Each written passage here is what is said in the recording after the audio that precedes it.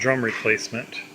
Press the 2 tabs, wastebasket comes out, and if it gets too full, empty them out. These help clean them. And then this piece goes into there to clean the lasers. Pull the connector off, and the colors all use the same drum. Take it out. These are 0%. Take the new one in. Put it in. Make sure you latch it. And that's it. And then move on to the next ones. Super, super easy. These are all the same ones. They are same ones. So that's it, and there's your toner cartridges to come out if you have to do that.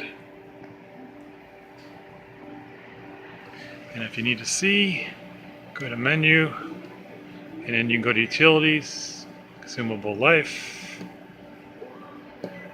and then they'll tell you when these have been replaced, when they haven't been. And once I close this back up, that'll change to 0 or full.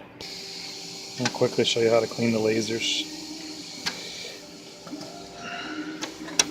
Stick it in the holes there, pull it in, out, in, out. There you go. It goes back. Put the wastebasket on, clean these. That would clean them if you need to clean them. Close it up. Press the menu button, check consumable life. All replaced. And menu. Let's go back.